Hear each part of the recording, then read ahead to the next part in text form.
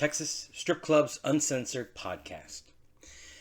I used to do the Pay Your Tip podcast, but through trial and error and learning what people like, getting feedback from friends and other people, I have learned what actually worked, what pulled them in, what they didn't like, and the majority of people told me that the name was a problem. Now, I used it not considering the fact that pay your tip out is a strip club term, and if you don't work there, you really don't know what the hell it is. One guy actually sent me an email saying that he liked one of my podcasts, about supporting your local strip clubs, and then how I worked at a horror house, and he was like, okay, it's really good. Unfortunately, is that I found your podcast by accident. And I didn't understand what I was looking at because you're like pay your tip out podcast. I'm like, what the hell is he talking about? He actually thought it was like a bar podcast when he heard the name, because he's like, he thought it was like a waiter doing this kind of thing because I kid you not, he told me, he was like, oh, you must be a waiter because you're talking about tip out. He thought, like pay your tips, like 20%, don't do that 10% shit. And I'm like, okay, fine. You know what? My name is what might be holding me back. And after a long discussion about the name, we are now the Texas Strip Club Uncensored podcast.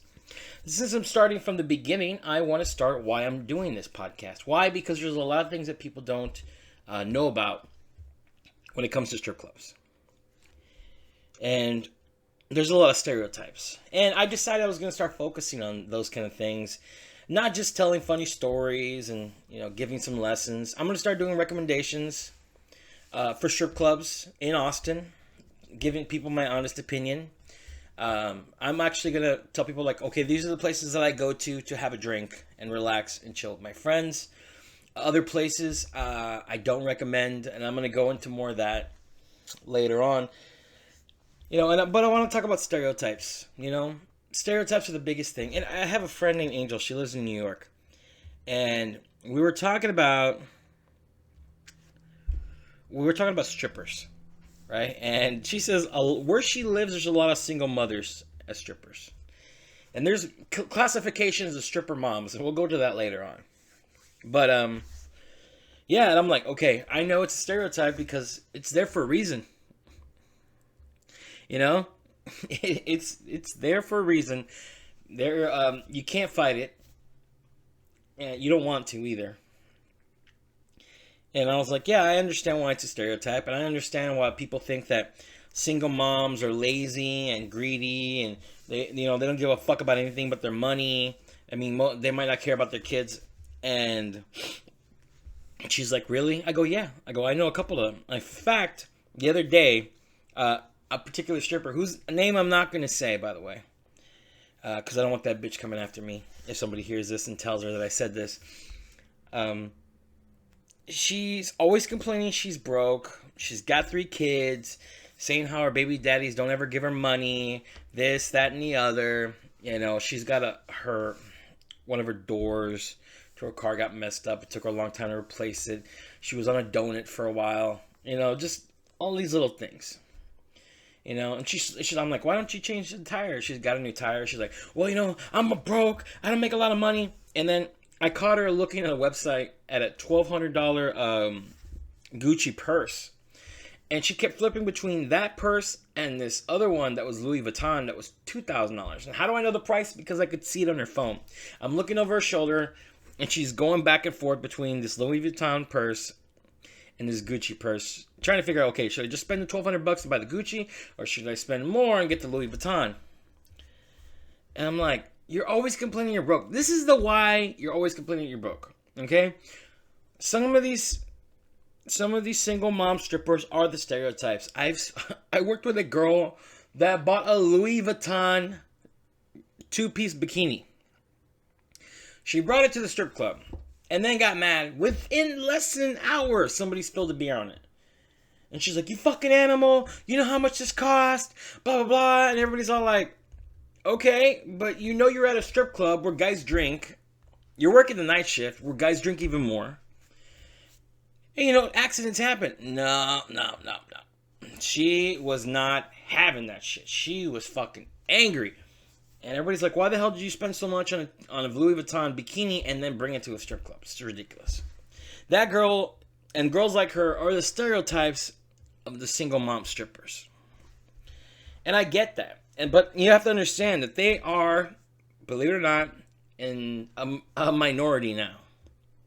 There's a new stereotype of stripper. The young, dumb, and doesn't... I'm sorry. Oh, God damn it, what did that guy say? The young, dumb, and living my life to the fullest Instagram model stripper. I'm not saying it how he said it, but that's as close as I can get. Yeah, they don't think about themselves. They think that 25 is old. They're 21, by the way, because Texas passed a law that you have to be 21 and older to work at a bar, which I completely agree with. And the reason is because in my long term, I've worked for strip clubs for a long time. I've seen a lot of minors get drunk, and I'm not sure where I was working. It was either Sugars or Landing Strip, where this minor was like 18, just turned 18, maybe like a week before. Got fucked up, drove, and got into a really bad car accident. The club got in trouble. They were saying, well, she was drinking in her car because we didn't see anything. They were trying to hush that shit up because they had a minor drinking on the property. Anyway, there's these young girls that are now the new stereotype. The Instagram model, I'm living my life, YOLO, you can't tell me what to do, blah, blah, blah. I'm going to be a rich millionaire bitch. None of them are going to make it. And I live with these stereotypes. I work with these stereotypes. And believe it or not, I have been classified as a stereotype. Strip club DJs are seen as alcoholics, drug addicts, and sexaholic womanizers. Have I worked with alcoholics? Yeah. Plenty of times. All the fucking time. I've worked with guys that literally brought in 2-pint bottles of fucking booze and would drink them both before the end of the shift. Guys that were so fucked up their wives had to come get them in the following morning because they had to sleep in their car. That's how fucked up they got. So yeah, I've met a lot of alcoholics. Drug addicts, yeah. I've worked with DJs that had coke problem. Cocaine is the king of drug problems when it comes to DJs. Okay? I have met more cokeheads than anything else when it comes to DJs if they have a drug problem. We're not counting marijuana. I don't consider marijuana a drug. Okay? And I've met a few guys that had meth and heroin problems. Yeah, meth and heroin. Yeah, that was a big fucking shocker when I found a little bag. I'm like, is that fucking... I'm like, yeah, that's fucking meth. In the DJ booth left over that they left their shit in. I've actually had girls give me their tip out and accidentally give me their drugs. Like, oh, you gave me some meth by accident. Oh, is that heroin? That's heroin. And I'll throw the drugs away and they'll be like, did I give you anything? I'm like, yeah, you gave me money. And they'd be like, can you give it back to me for real quick? And I'd give them back the money. They wouldn't find their drugs in it. And they'd be like, oh, okay. They're all like, oh, I must have dropped it somewhere. So yeah, no, I've met plenty of DJs that were drug addicts. Cocaine is king when it comes to the drug of choice of strip club DJs. And apparently meth and heroin are a close second. Sexaholics, yeah, I've met some guys that claim they're sexaholics. The truth is that these guys really don't have any game. They want to hit on young chicks. When 18-year-olds were allowed to work at strip clubs, you got these 35 and 40-year-old men, managers included, who would hit on these young girls because they didn't know jack shit. They didn't know any better. They weren't like us, who were jaded and have a sharp perspective of life. And by sharp perspective, I mean that we understand how this world is. We look out for things. We don't want to get scammed.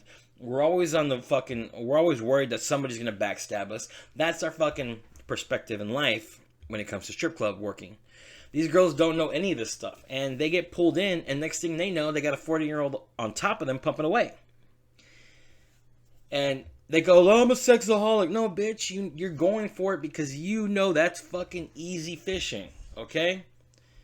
You have to understand that I consider myself a 4 on the look scale, a 4.3 if I dress up. I'm not that good looking, but more than once I've had 18 and 19-year-old chicks hitting on me.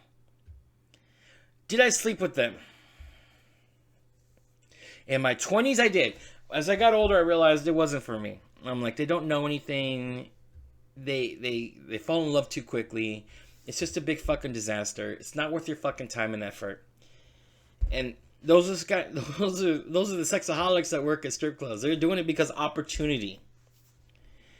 It's a stereotype, and I'm not one of those stereotypes. I don't do drugs. I'm not an alcoholic. I drink occasionally at work, and you have to buy me certain things. If you buy me, oh, here's a beer, I'm like, oh yeah, I'll pretend to drink it, but I'm not drinking it. And you got to buy me what I actually want to drink, otherwise I'm not going to drink anything. Drugs, don't use them. Don't fuck the help, because I'm more worried about money. Money is king with me. I go to my job to make money. I'm not gonna fuck the girls because that's my money. I'll go find it somewhere else. But I live and labeled as a stereotype, and I get that, and it's harsh. We're also going to be talking more about something that I actually got for people that actually heard about me talking about strippers and OnlyFans and selling panties and stuff like that. Some people didn't want to watch the video, but they hit me up and they wanted more in-depth information. So we're going to be talking about that later.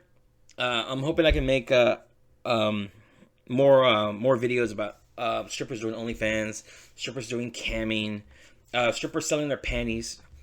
So I know a girl that does a lot of that because she's very business oriented. She sells custom videos, she sells nude photos, she sells her panties, she sells her underwear, because to her, this is a business and she is going to come out on top. Okay, those type of women go in for the kill, and they come out unscathed because they know this is a business and it has opportunities. I have met millionaire strippers, okay?